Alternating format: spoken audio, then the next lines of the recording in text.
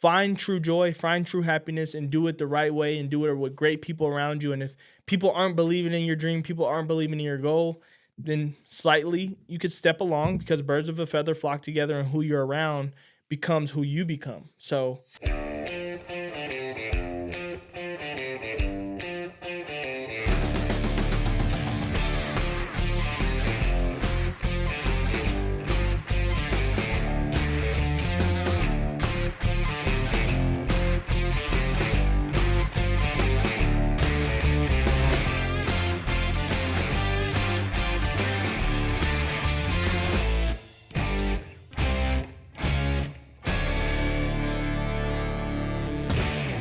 I am so happy to be here. We're entering the summer here in Utah, and here we have Mr. Kody Epps with us. Mm-hmm. BYU fans will remember him because he made some touchdowns for us. Yeah, for sure. And he's broken our hearts sometimes, and he's been a blessing. But thank you for being here, Kody. Mm-hmm. Thank you. Thank you for having me here. As I studied a little bit about you, you have a cool history. I would imagine so. What would you say to, we have a lot of people, I think most of them are going to be BYU fans, and Mm-hmm. obviously we're trying to bring stories out Mm-hmm. that apply to life, but introduce yourself a little. Well, all right, let me start with, I'm from Northern California. Mm-hmm. I played at a school, Rancho Cordova, that back in the 1970s and 80s was one of the top schools even in the country. Mm-hmm. But then this Mater Dei, you read about them. Yeah. Oh, we could take them. Yeah. But you played at Mater Dei. Yes, sir.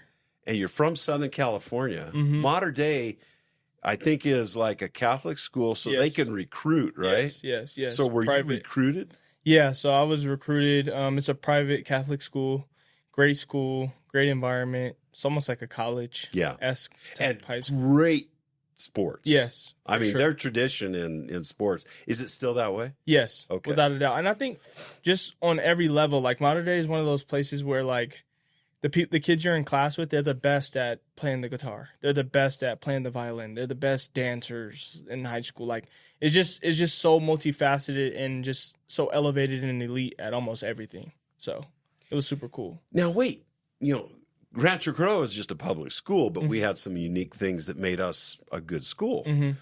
But we didn't have, the kids sitting next to you were just your neighbors. Yes. At Mater Dei, it almost sounds like a university experience where when you come to BYU, for example, Mm-hmm. I mean, these kids were all in the top 10% of their classes, Yes. Yes. And so the competition when you enter a college, a university like that is tough. Mm-hmm. Sounds like that happened to you at Mater Dei. For sure.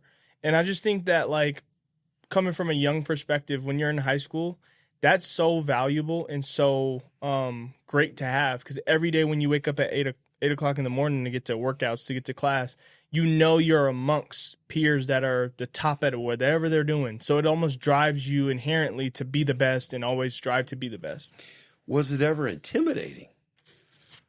I would say, yeah, for sure. Like, as a freshman and sophomore, and even as a junior, like, I was around so many great guys like Bryce Young, Amon-Ra St. Brown, Brew McCoy. I was around, like, I can go on and on down the list. Dudes that are in the Pro Bowl, all pro guys right now. That, like, dudes are the best of the best. So, yeah, sometimes it is a little intimidating when that voice in the back of your head is like, are you good enough? Can you do this? But at the end of the day, as long as you fully immerse yourself, and that's what I'm starting to figure out as I get older, the more you immerse yourself with stripping the ego of I'm this, I'm not this, I'm not that, the better you are at that, and coming in from almost an infant perspective that I just want to learn and engage and just fully take in as much information as I can on what you want to do, it will better your experience and better your growth. Yeah, that's interesting. You said an infinite perspective. Mm-hmm. Elaborate on that. Well, I would say that's actually a double entendre. I meant infant. Double entendre. Yeah. I like that Yeah. word. So I said, or phrase. Yeah. That's cool. So an infant perspective, which is I'm essentially a baby to this new thing. I'm a baby to this experience. Babies aren't afraid. No, it's just if they were afraid, they wouldn't try to walk. 100%. He's walking before me. I'm gonna not even try. Yes, it's literally just going into, and then that's when it's infinite. When you're an infant, learning is infinite. I'm sorry, I miss. Okay, Yes. perfect. Keep going. Yes, when you're an infant, learning is infinite. because there is no barriers. Everything is to be interpreted. Everything is to be perceived. Everything is to be grown upon. So just having that perspective was so great for me to have around those guys, and that's what I'm using to this day and moving forward. So yeah, that's so cool, Kody. I appreciate that because, you know, when you're younger, some people's personalities cause them to, oh, Cody's so much better than me, I'm not even going to try. Yeah, you know, and some for people, sure. But that infant perspective of, hey, I'm going to keep trying. Even though I fall every time I try to walk, eventually I'm going to be able, until you get as old as Mike, and then you might trip something. That is really cool. So at Mater Dei, did you play just football or were you in other sports? Yes, just football. And that's what most kids do. When you come in, you pick something and you go all the way in with it. Because their basketball program was top of Yes. Coach McKnight is one of the greatest high school basketball coaches ever. They were bringing in guys over and over and over to be the top at that sport as well. So that's cool. Mm-hmm. This, you know, maybe 10 or 15 years ago, one of the schools, it was a public school in Northern California. Mm-hmm. We didn't have a state of California state championship. Mm-hmm. It was just too big back in the 1970s.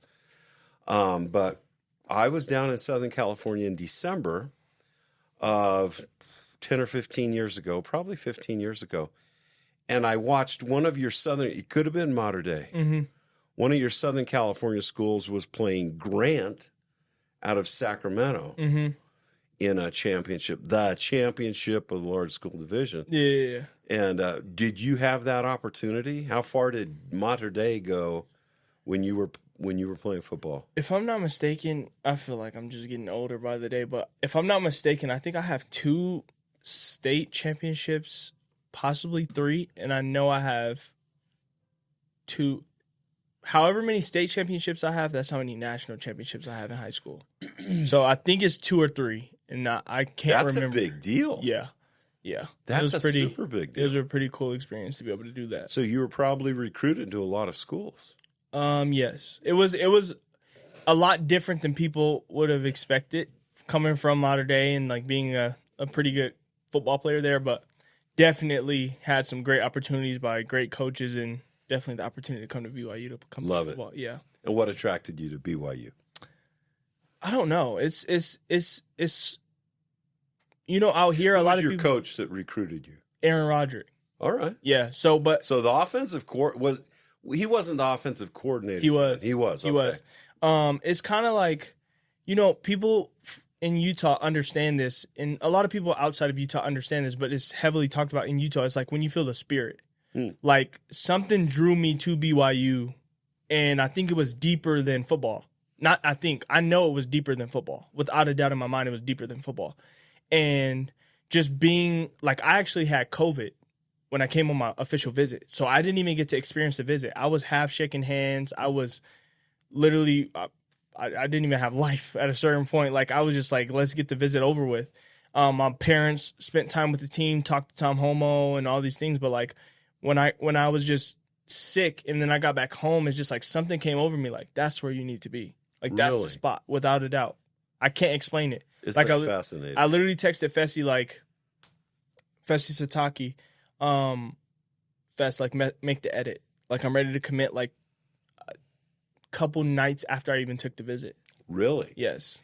And did you still have other schools that you had committed to visiting?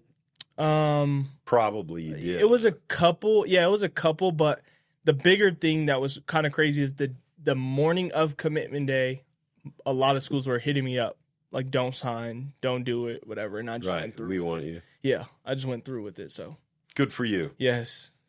And then the rest was history. Yes, or is for history. Sure. It is history. Yeah. We'll go to that, but I saw also something that that was fascinating to me because someone who I know, Lee Daniels. Yeah. And I saw on your Instagram that you called him your favorite professor. Without a doubt. So were you in business? Yes. Okay. I graduated in business management.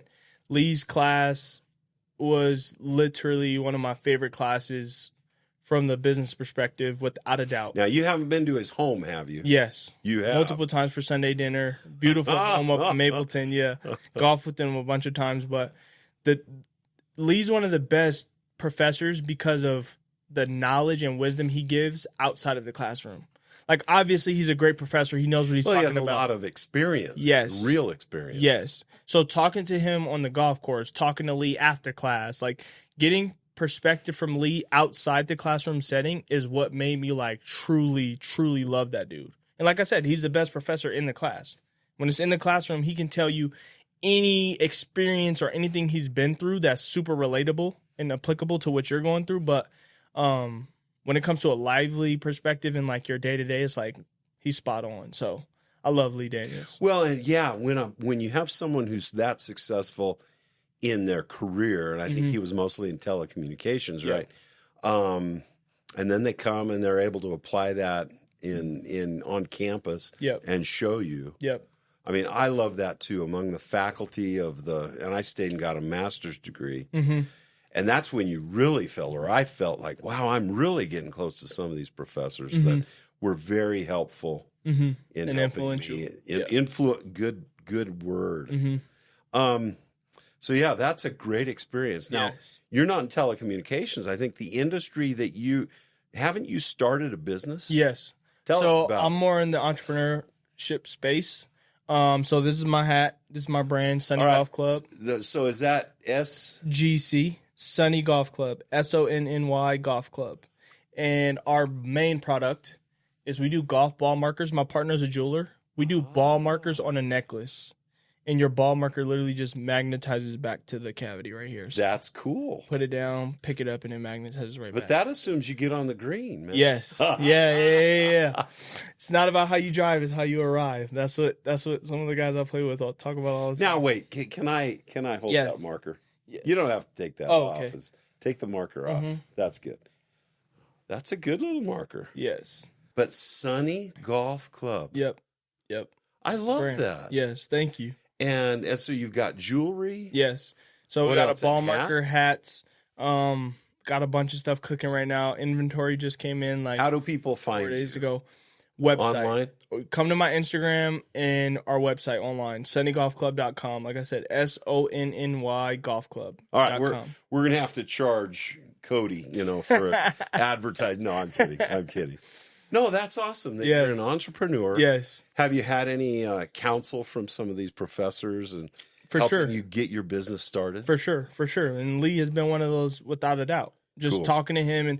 And the thing is, it's like, I think that obviously you can be very blunt, like, hey, how do I do this? Like, I'm trying to run a business. How do I do this? I think the best way that my brain is able to receive wisdom on how to run business is to see how these guys run their lives. Like seeing how Lee treats family time, to work, to school, to teaching, seeing the way he can manage all of those facets of his life is actually what I use to apply it.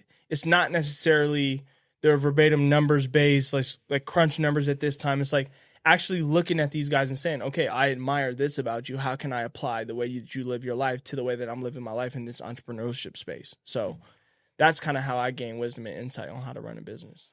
I love that. And going from football, which was only recent, so I think we we need to finish that lesson because Kody, all right, let's go to the hard part. I remember Kody Epps, there was a season where I saw your freshman year, you were the first freshman at BYU to ever have 2 consecutive 100-yard plus receiving games in a row. And I saw your overall statistics, hundreds and hundreds, 800 plus yards of receiving, 7 or I forget how many touchdowns.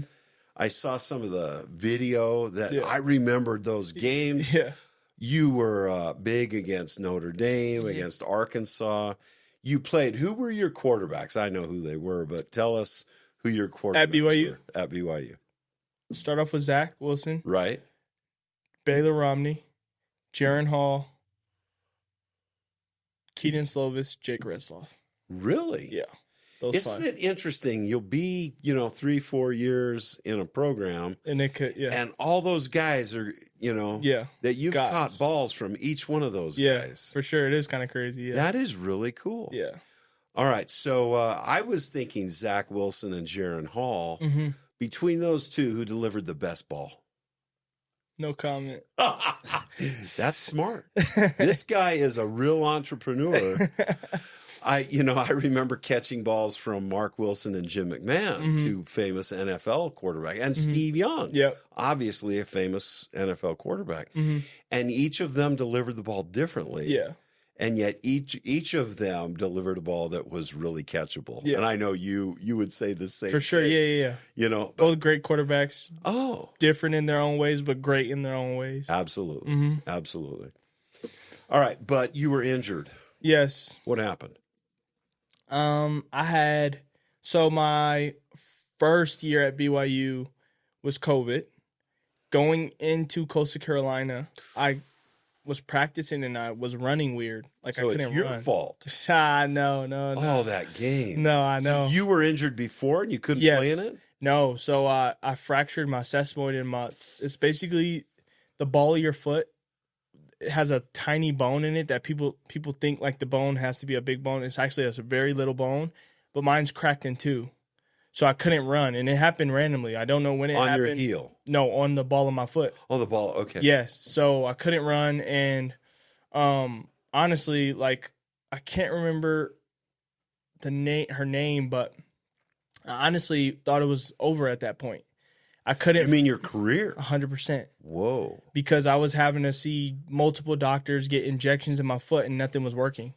So it hit a certain point where they came to me and was like, hey, this might be, you either like basically can't run routes the way you're used to, or it's over. So that was super hard for me. That's a humbling thing.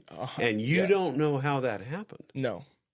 But super humbling, though. Super humbling. And just like, it puts you in a space of like, why, how, when, where, and like, where do I go next from here? So that happened, and then dealt with hamstring stuff, and I think as I've studied, because I've studied the body, once something happens like that, I go into this deep discovery mode and deep like investigation mode.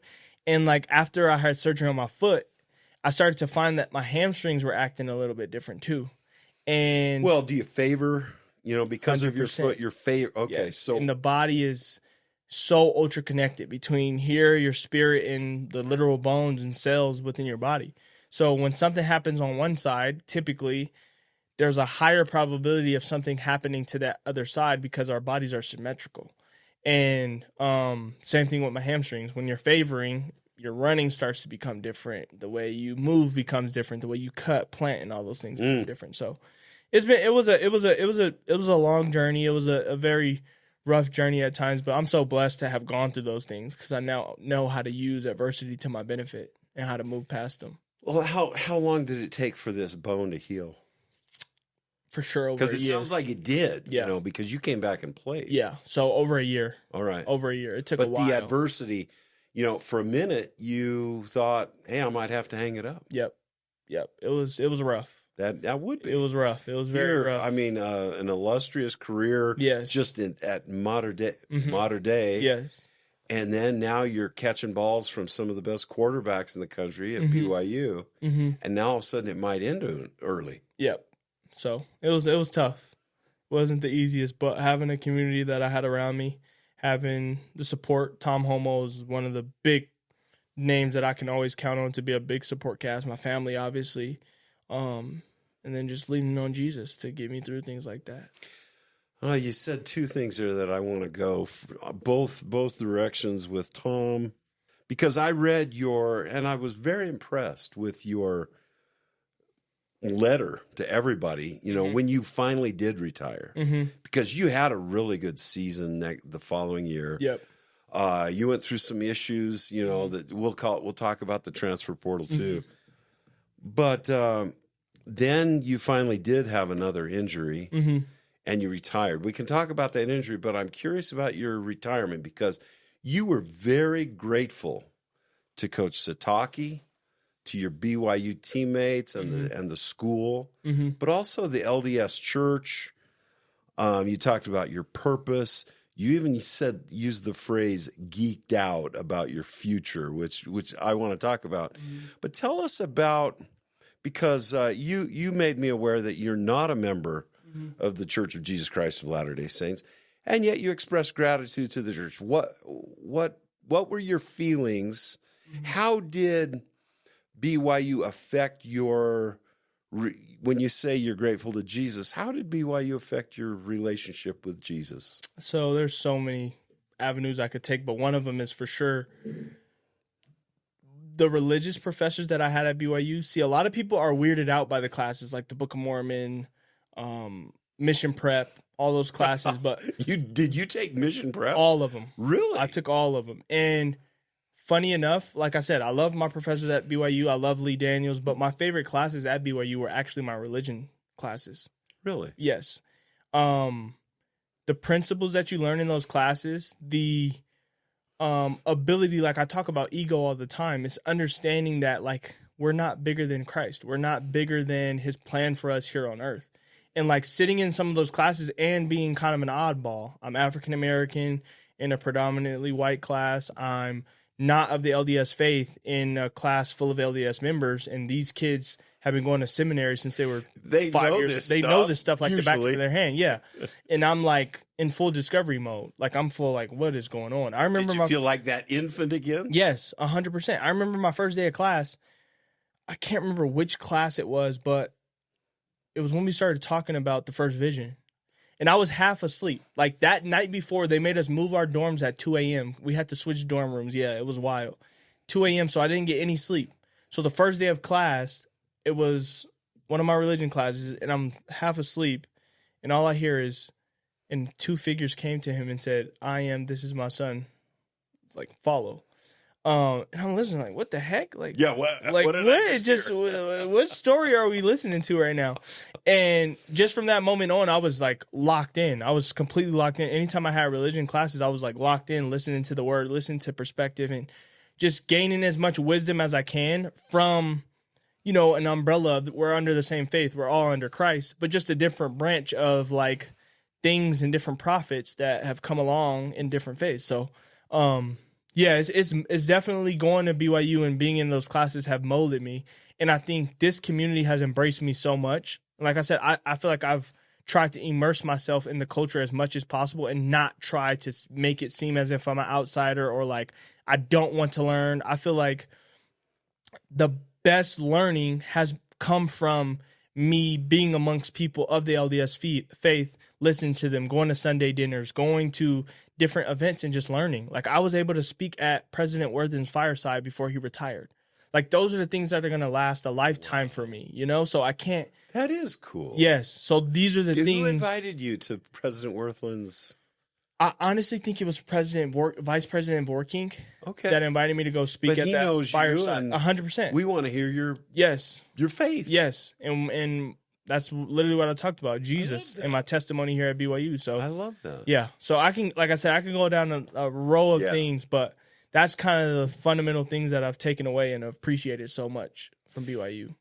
A comparable thing in our lives, our son Luke, when we lived in Farmington, New Mexico, he had some things with our school that we were in, the public school. So we enrolled him in the Catholic school there in Farmington, New Mexico. I'm not remembering the name. I'm remembering my Catholic school friends back in Rancho Cordova, California. But my friends down in Farmington are going to be disappointed in me for forgetting, but we loved that school. The people that loved our son, that taught him. And then it's interesting about faith because, he would go into these catechisms and things that they had. And we felt really good about it because he was learning about Jesus. Yep. At the end of the day. At the end of the day, he was, and the people there loved him. He loved it. I mean, periodically he would argue with the teacher. No, it didn't happen that way. It happened this way, But because he was young. Yep. But we love that experience. And that's kind of interesting that you've had a similar experience uplifting your faith by hearing someone else's perspective. For sure. And then it's just, so I went to a Christian middle school, private middle school, and then went to Mater Dei Catholic school. I was going to mass. I think we did mass like once a month, 2 hours, just listening to Father Kia, who was the father at the time in Mater Dei, and then coming to BYU, which is a different I think it was sector. Father Tim in Farmington. I remember one name, and we loved Father Tim, but go ahead. So, and then coming to BYU and having everything was centered around Christ. That's what I'm blessed and so grateful for. All of those things were centered around what I believed in. The stories may have changed and things that may have been a little bit different on who told the story or how it happened, but everything was fundamentally about Jesus. So, and that lifted you up. Yes. You appreciate those without things. a doubt. Yes. That's cool. Yeah. So tell us about your personal life now. Besides your entrepreneurship, what drives you? What do you love doing in these days? Here it's warmer now in Utah, so you can get out on that golf course. Yes. What are the things that drive Kody Epps? You just said it. Oh, it's golf. Golf, without a doubt. Waking up every day, golfing. Really? Golfing. I have like so many tee times lined up. Hey, anybody that watches, killing me. Yes. Come on, Kody. Anybody out there watching this that wants to golf, hit me up. I would love to golf. I golf with every and anybody. Golf is the only thing that is fully, I don't even know how to word it, but you get 4 hours with a person and nobody's thinking about the time. Fully immersive? Or, I don't know. Justified. Justified is the word I'm thinking about. If 4 hours it's a justified 4 hours to go out and play golf, do business, meet, connect, whatever, and nobody's looking at their watch. If you ask somebody, hey, can we go get lunch? Hey, can we go get dinner? After the first hour, somebody's like, okay, it's time for... When you golf, nobody's doing that. Everybody's like, I already allotted this 4 hours. Cody, to this. Maybe I'm different, but when I chunked one into the river, I kind of you know what I mean? Yeah. But then I had another hole later that took got my you back. off of That got us back. Yeah, it got us back. So yes, but mostly playing golf, and then I'm in the full. I'm so blessed to be 20. I'm 24 years old. I'm so blessed. I don't have everything figured out. And I'm so grateful for that. I don't have everything figured out. I'm discovering, exploring, just trying to find what I want to do, trying to find what brings me joy, trying to find what makes me happy. So I'm in this mode of like finding what works, what doesn't work, and just moving forward with those things, moving the things out of the way that don't work. So, that's what I've kind of been doing. Are you still connected with Coach Sitake on the team? Yes, I've talked to him, Good. So, him and I have sent a long love-filled message a couple weeks ago, just about my passions, his passions, and us moving forward together, trying to accomplish some things. So, yeah. I'm so impressed with the attitude across that team. And I'm sure you were part of that. You felt it. Let me ask you a question, because you were there during kind of a transition period, and the way Coach Sitake coaches, love and learn, some people think, oh, well, they're not very disciplined. They're maybe not working as hard. What was your experience? Well, those people that were saying that weren't at the workouts with us. So I don't know what those people are talking about. I think we're the most, not most, I won't say that, but yeah, I'll say it. We're one of the most disciplined teams in the country by far. Yeah. The simple and mere fact that we have an honor code hanging over our heads, and not hanging over our heads in a bad way, but in a actually good way, because it's protecting us and it's teaching us how to live professional Christ-like ways and lives. There is no other option but to be disciplined. Of course, at times we may get off course, and that happens because we're all flawed. We're all Amen, bro. We're all the 2/3 that God allowed on this earth to be humans and to have energy and to try. And one of us is perfect at all. So, with me saying that, I feel like, we're super disciplined. Yeah, we may mess up. Yeah, some Cougars have made mistakes, but at the end of the day, all those guys in that locker room, all the guys that I've ever played with, come with the same mindset. We're going to work hard, we're going to give it our all, and we're going to be disciplined and have faith. Well, you were in the system. You retired recently, and I know that was about the injury. Tell us what this injury was. Yeah. So it was not me being done with football. Wasn't about any injury. I was super healthy when I said that I was done. Yeah. Body. I was unaware. Yes. Sorry. Body felt amazing. Like better. Well, than then ever. heck, now you're really letting me down. Yeah, sorry. Yeah, I think I finally hit a point with football where I'm so thankful for all the blessings that it brought me. But I said geeked out on my post. You did? And there's so many things that I want to accomplish outside of football. And I had fun with football. It's brought me joy. It's brought me great people in my life. It's brought great experiences. Like football allowed me to do a study abroad. Tom Homo approved for me to miss a week of workouts to go to Europe to study business and study commercial real estate out there. Like I've had so many different things that have come along the way, but I'm at my core somebody that wants to explore, somebody that wants to do business, somebody that wants to see the world and just go for it. And I think coming to that realization with football after having so much fun, when I was like, you know what, let's go be Kody. Let's not keep going on and being the football player. Like, let's go be who you want to be. So I love that. yes. And we probably have some business owners here that are saying, I need a guy like that. Yeah. Or, to align with you and what you're doing with 100%. Golf. All right. So that, I guess, touches on the purpose that you alluded to in your letter, talking about God has purpose for you. Yes. So I honestly, like I said, football has been so fun and was so fun for me. But it can only take you so far. Yes. And we all have to retire from football someday. And I think that the perspective that I'm gaining right now is a lot of people, and I say this with grace and I say this with like just understanding of it, a lot of people in today's society and over history, we do things that we're comfortable with for long periods of time because it gives us reliability. We know a check is coming. We know we can rely on this. And I'm like, no, I want to risk. I want to go out and bet on myself, and I want to go out and do what I want to do. What do they call it? The comfort zone. Yes. You're trying to go outside the comfort 100%. zone. This decision that I made was harder than staying in football and betting and, let's do the NFL.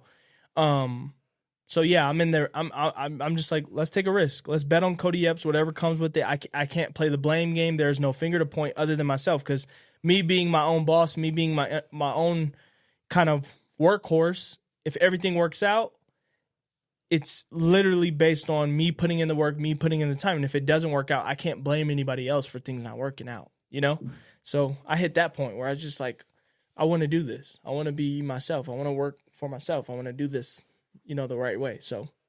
And this jeweler that you're aligned with, it sounds like, are they like a business partner or just a vendor for you? Partner. So okay. Yeah, so it's 4 of us. So I have one friend, his name is Trey Rose, creative director with this, Jared, the jeweler. And we have Amon-Ra, who's Jared's younger brother, who's he's kind of just our fulfillment guy. He does almost anything from graphics to editing to all type of stuff. And then I'm kind of the face. I'm the brand ambassador. I'm the face, and I'm the one that's just getting in front of as many influencers, getting in front of as many people, just letting people know about the product. And I don't want to be too pushy. Like people at the end of the day, sales. A business isn't a charity, so you want to get sales, you want to generate revenue. But I honestly just love putting the product in front of people. If you like it, you like it. You don't, and we move forward from there. So I love that. Yeah, good job. Thank you. I have a question. It goes back to something we were just talking about a second ago. But you came here from Inglewood, L.A., Los Angeles. Not a member of the church.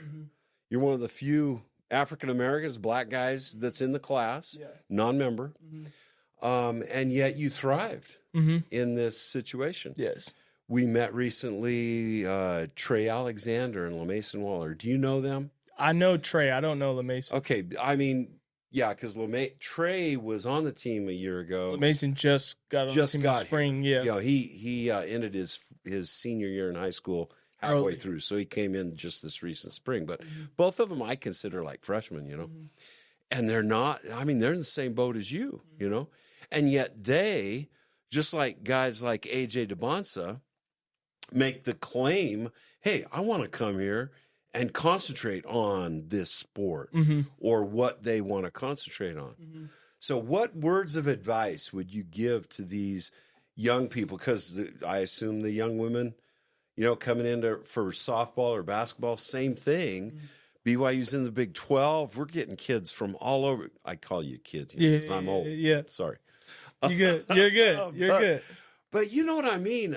Or what I'm trying to say is it's a different environment. Mm-hmm. It's a good environment when you can live by it. So what do you see going on with these guys coming from Atlanta, Georgia, didn't even know about BYU before they got recruited? Which is funny because my dad knew about BYU. My dad's a sports fanatic. He knows everything.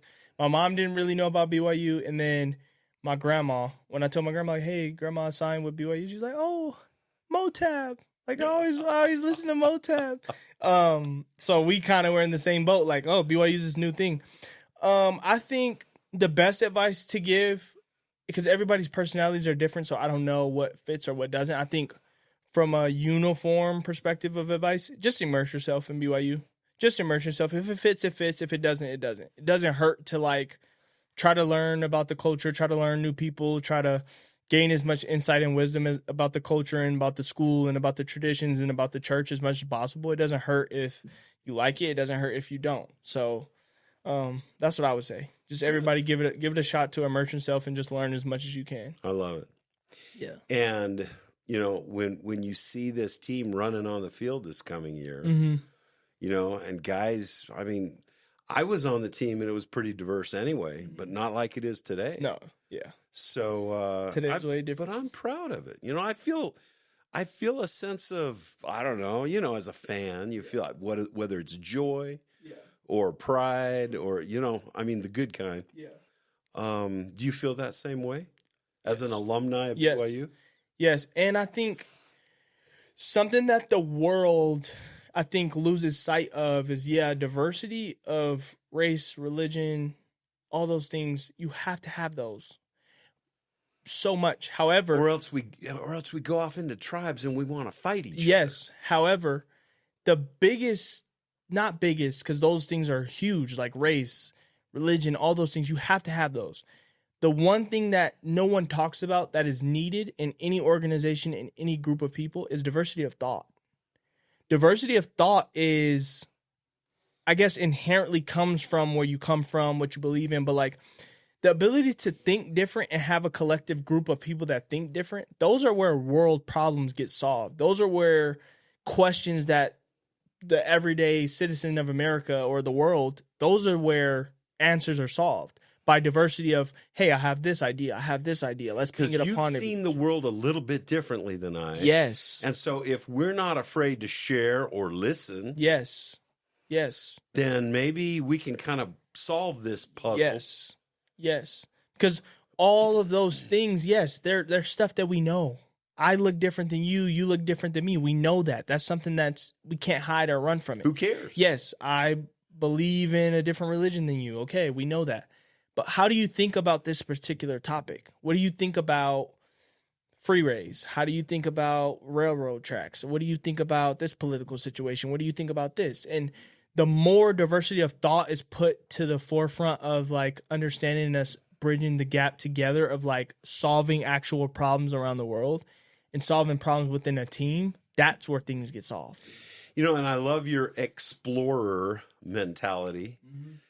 Because with that lack of fear, going in with the infant attitude of, I don't care, I'm going to learn how to scuba dive. Yep. I don't care, I'm going to go to Europe where maybe they're going to look at me and speak a different language and, I'm just going to fit in and learn. You're going in with, and that lack of fear is a really good thing, Kody, because then when we do connect, when we're able to communicate without me getting offended or you, where if I or you listen and learn, we're unafraid. Yeah. I mean, we can solve those world problems. Yes.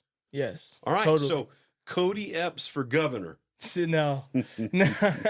I used to want to be president so bad. When President Barack Obama was elected, when I was like, I think I was like 8 or 9 years old, I wrote him a letter. My mom still has it framed. I thought it was the coolest thing ever. I'm sure. Yes. I was like, I want to be president.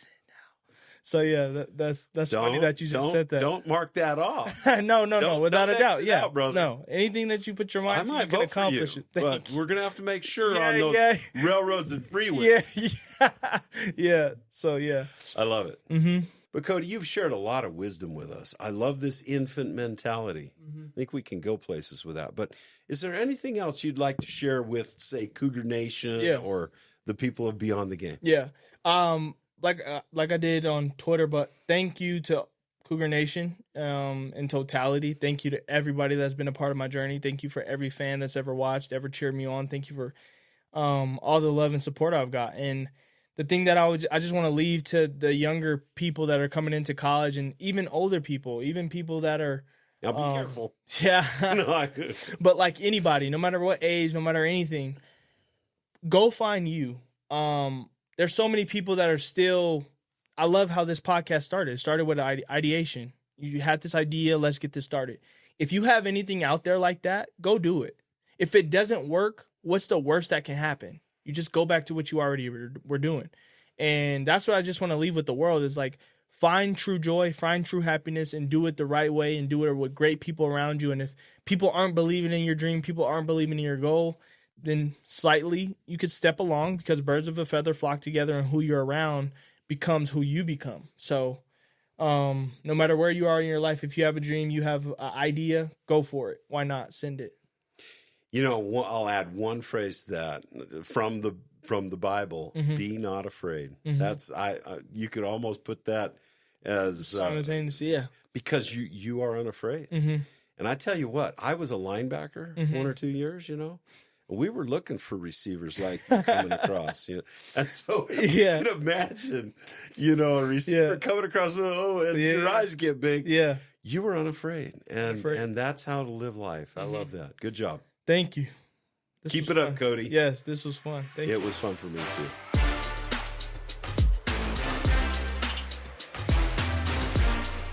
Thank you for watching another episode of Beyond the Game. Remember to click here to subscribe and click here to watch our recent videos. Also, please follow us on social media. And remember, go Cougs.